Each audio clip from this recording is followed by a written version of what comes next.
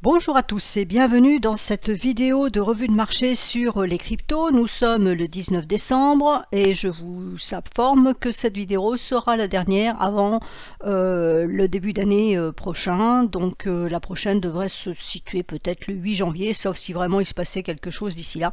Mais sinon, il n'y aura pas de vidéo. Je prends des vacances. Cette année, je prends de vraies vacances. Donc je serai complètement off sur les marchés, quels qu'ils soient. Donc, il se passe pas grand-chose. Je comptais faire la vidéo hier parce que j'avais un peu de temps, alors que là j'étais un petit peu débordée, mais tant pis, il se passait franchement rien. Et là ce matin c'est aussi mort, comme tous les lundis matins, hein, bien souvent, parce qu'on attend en fait l'ouverture américaine. Donc quand je vois un BTC à plus 0,08, TH à plus 0,06, AVAX plus 0,06, voilà, c'est un petit peu, on va dire, pénible.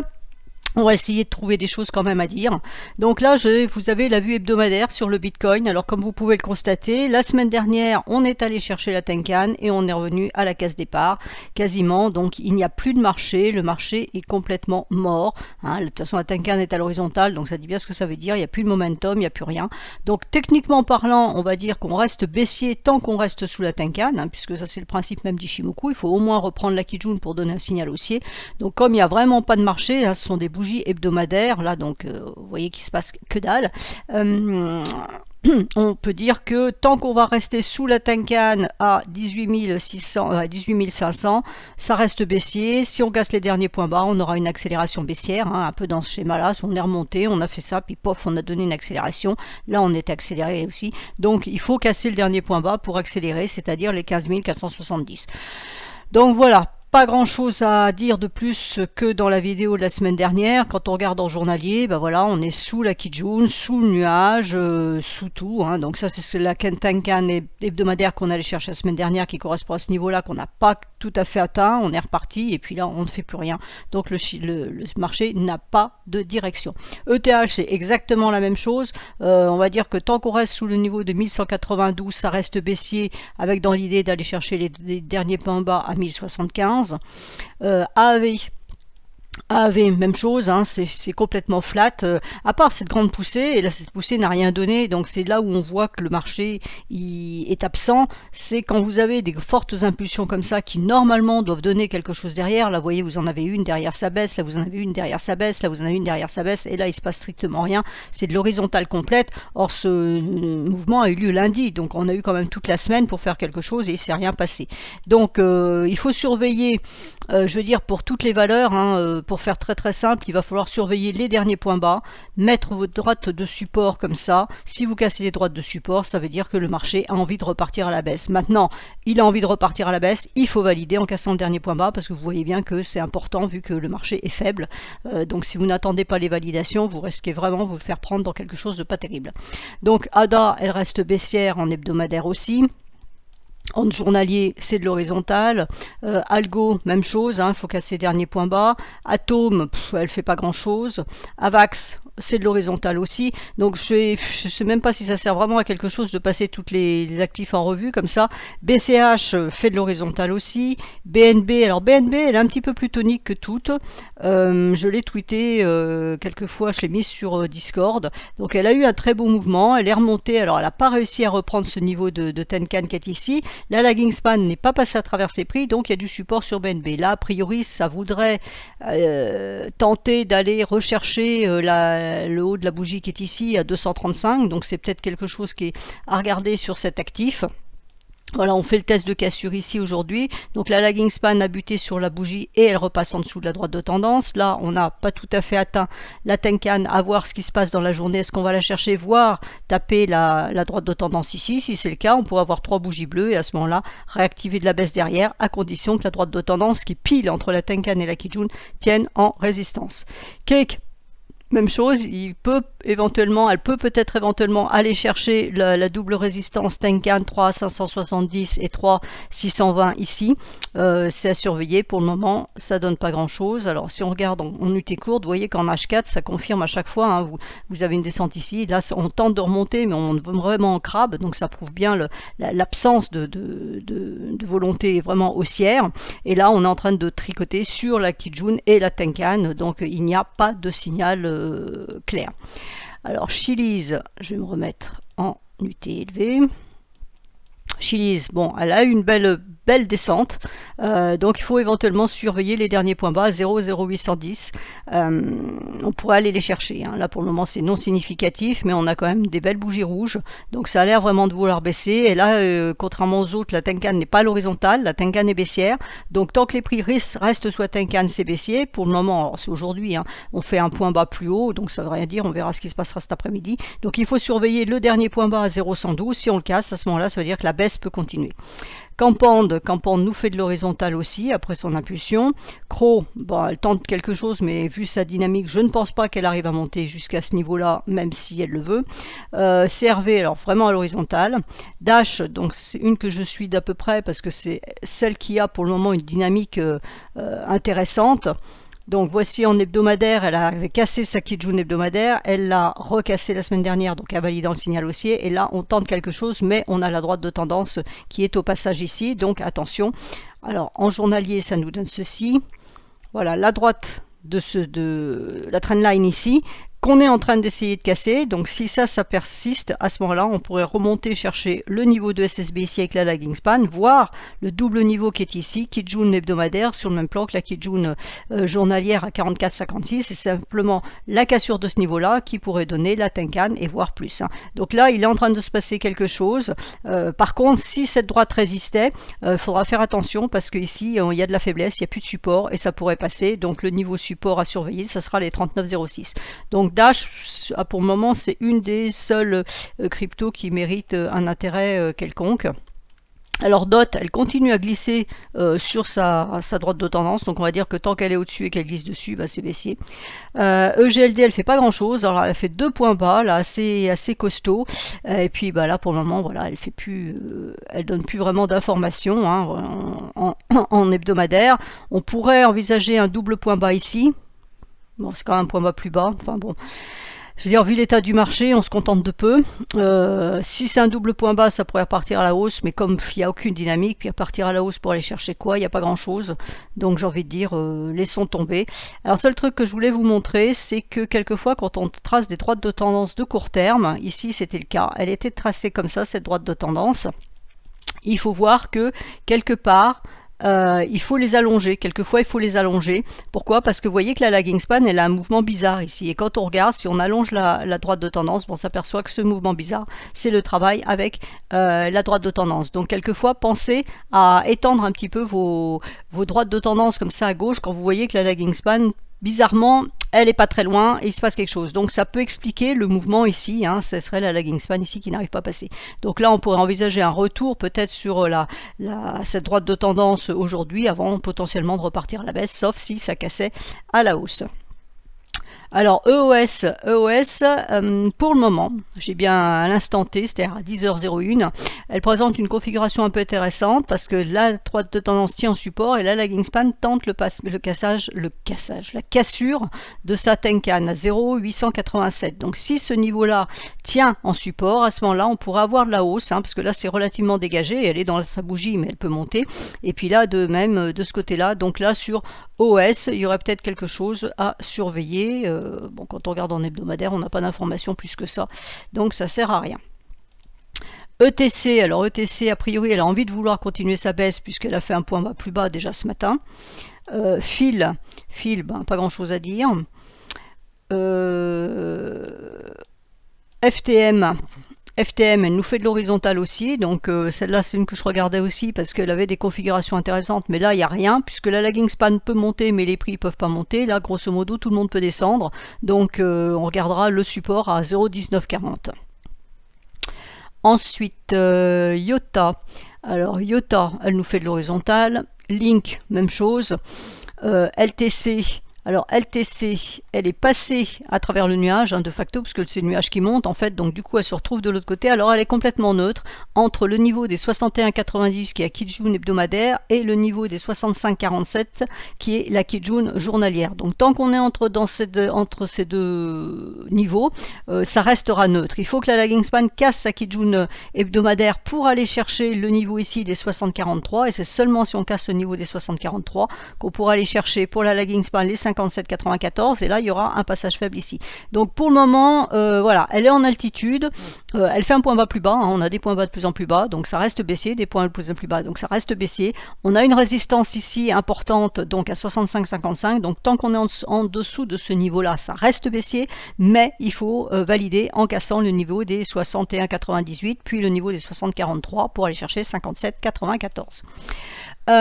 Océan, alors Océan elle part un petit peu dans l'autre sens, donc Océan elle pourrait monter, hein, elle peut aller chercher son nuage à 0,1597, la lagging span elle peut monter, elle peut baisser, donc pas d'information. Si ça partait à la baisse, par contre, on aurait 0,1418 en support. Mana, alors Mana pour le moment elle est neutre, mais elle garde une tendance baissière puisqu'elle fait des points bas et des points hauts de plus en plus bas. La Tenkan descend, la Kijun est légèrement horizontale, donc Mana c'est peut-être une valeur à surveiller pour du long terme parce que voilà, elle peut aller chercher un niveau qui est ici, hein, elle reste extrêmement baissière. Alors on est éloigné de la Tenkan, donc attention, mais vous voyez qu'ici aussi on était éloigné, mais ça n'a rien donné, hein, on a juste latéralisé un peu. Donc là je pense qu'on risque de faire à peu près la même chose éventuellement, et puis pour permettre à la Tenkan de descendre. Mais voilà, celle-là, on va dire que elle a vraiment une attitude très baissière. Matic, alors Matic, c'est la lagging span qui est empêtrée dans sa Kijun hebdomadaire ici, donc tant que ce niveau-là des 0,813 tient en résistance, ça reste baissier, dans l'idée de potentiellement aller chercher les 0,775 et ici les 0,752. Bon, pour le moment pas grand chose à dire hein, sur la journée, ça repart à la baisse, donc on a bien la confirmation ici de la lagging span qui repasse sous la Kijun hebdomadaire, donc on a bien le signal baissier. Voilà, donc le niveau là qui est en résistance de la semaine dernière c'était 0,833, tant qu'on est en dessous des 833 et des 813, ça reste baissier. MKR, donc MKR elle est tenue par sa Tenkan en résistance, donc elle reste baissière même si pour le moment elle est à l'horizontale, donc on surveille les derniers points bas, 529,86, si ça casse, ça sera plus de baisse derrière. NIR, elle fait déjà un point bas plus bas, donc a priori ça reste baissier. Neo, alors Neo, on a la lagging span qui est en train de casser sa Tenkan, donc ça surveiller, donc sur Neo je surveillerai en fait la droite de tendance ici. Voilà, hein, c'est le niveau qu'on pourrait aller chercher ce jour ou demain à 6,415. Alors j'ai une autre droite de tendance, je regarde en même temps, si je la mets ici, non, ça donne pas d'information. Elle est bonne aussi puisque j'ai un contact ici, un contact ici, un contact ici, mais en fait celle-là est plus intéressante puisque ça prend le dernier point bas, donc c'est vraiment la cassure de ce niveau-là qui nous donnera plus de potentiel baissier. Donc quand on regarde l'allure, hein, on est allé chercher le nuage, on reste sous le nuage, on reste sous la Kijun, donc fondamentalement ça reste baissier tout ça, hein. Il n'y a rien qui soit vraiment haussier, alors ça patine plus ou moins mais ça reste baissier. Là on a fait un point bas plus bas sur OMG, donc ça reste baissier aussi. QNT, alors QNT elle fait de l'horizontale et elle a même rien fait du carrément d'hier, en hebdomadaire ça nous donne quoi? Voilà, pas grand chose, hein. Elle est dans son nuage a priori, la lagging peut baisser, les prix peuvent baisser, donc bon voilà, laisse tomber. Quantum, elle travaille des points bas. Alors on a un support ici sur Quantum à 1,9059 pardon, donc tant que ce niveau là est en support, bah, ça ne bougera pas. Si ce niveau là est cassé, à ce moment là ça sera plus de baisse. Donc voilà, on a latéralisé pendant longtemps, on tente une baisse, on va voir si ça accélère dans la semaine, hein. C'est vraiment ce qu'il va falloir regarder. Alors Rune par contre elle part dans l'autre sens, donc on a un niveau ici à surveiller, c'est le niveau des 1,366 qui correspond à la Kijun sur le même plan que la SSB. Si ça casse, à ce moment-là, il pourrait y avoir du potentiel haussier, hein. C'est une des rares aussi qui peut faire quelque chose pour aller chercher les 1,50. Donc il y a quand même un beau potentiel ici, mais il faut casser ce niveau-là. Vous voyez qu'ici on l'a cassé, mais on a tenté d'aller chercher ce niveau-là, mais ça a avorté, hein, on n'y est pas tout à fait allé, donc attention, filtrez vos take profit. Donc on va peut-être répéter le même schéma, et alors à ce moment-là, on ne va pas attendre de casser le dernier point haut pour rentrer, on peut chercher le dernier point haut, et seulement si on casse le dernier point haut, après on pourra prendre un peu plus de hausse, mais il faudra que la lagging span valide, et elle a nuage en résistance. Sand, a priori, elle va chercher son dernier point bas, si ça casse, ça sera plus de baisse. SNX, elle ne fait pas grand-chose, c'est retour à la case départ hier, retour à la case départ déjà ce matin. Alors il y a beaucoup de volatilité, hein, mais pour le moment voilà, ça ne donne pas grand chose. Alors attention, la lagging span, donc vous voyez ce que je vous disais tout à l'heure, d'étirer votre droite de tendance, voilà, hop, donc elle a buté dessus, là pour le moment elle reste au-dessus, donc tant qu'elle reste au-dessus c'est bon, ça reste positif, hein. On peut envisager de revenir chercher ces niveaux là. En général quand je vois ça, j'ai pas très confiance, mais bon. Solana, alors Solana, rien à dire, elle fait de l'horizontale. SXP, même chose, hein, on a un point bas ici, un autre point bas ici, on peut mettre la droite de support à ce niveau-là, hop. Voilà, donc l'idée, soit on va chercher les 0,206, soit ce marteau-là fonctionne, et à ce moment-là, on peut monter chercher ici les 0,230, donc c'est vraiment qui tout double. Telcoin, alors Telcoin, elle s'accroche à sa Kijun hebdomadaire, hein, qu'elle avait cassé le vendredi, donc samedi, dimanche, elle est revenue. Là, pour le moment, on a eu une cassure dimanche, donc le test de cassure en train de se faire. Si ça tient, à ce moment-là, on pourrait revoir la hausse, parce que la lagging span pourrait se dégager de sa bougie ici. On aurait une résistance à, je vous passe les 0, 231, et ensuite on aurait ici 247. Theta, pas grand chose, elle fait de l'horizontale. Uni, alors Uni, elle est coincée sous cette droite-là. Alors je laisse celle-ci ici à cause de la lagging span. On voit que la lagging span, pour le moment, elle tente le passage à travers les bougies. Donc si ça passe, à ce moment-là, elle pourrait aller chercher justement sa droite de tendance ici vers les 5,046. Et nous, les prix ici casseraient donc les derniers points bas à 5,23. Donc ça serait le niveau à envisager. Donc ensuite, on aurait les points bas ici et les points bas ici. UOS, pour le moment, ne fait pas grand-chose. La lagging span, elle est négative, hein, elle peut baisser, et elle est en dessous de ses prix. Elle est bien restée en dessous de sa Tenkan, donc ça reste baissier. Les prix sont en dessous de la Kijun, donc ça reste baissier. Donc l'idée, c'est d'aller chercher les 0,18, pardon. VET, elle fait un point bas plus bas pour le moment, alors c'est bleu, alors effectivement la lagging span peut monter mais elle peut baisser aussi, donc on verra ce qui se passe cet après-midi. XMR, alors XMR elle est coincée entre sa Tenkan ici pardon, et sa Kijun en support, donc tant qu'on est entre ces deux niveaux c'est neutre, la lagging span est dans son nuage, donc c'est bien une zone d'équilibre et de neutralité. Si on arrivait à casser la Tenkan à ce moment-là à 146,40, on pourrait avoir un potentiel pour aller chercher la SSB ici à 150,51. Si on casse la Kijun par contre à la baisse à 143,53, ça serait la Kijun hebdomadaire ici en support à 141,13 et le support majeur ici à 139,18. À ne pas enfoncer bien évidemment, donc là le nuage est épais, mais vous voyez qu'ici on aura de la faiblesse fin décembre, donc attention.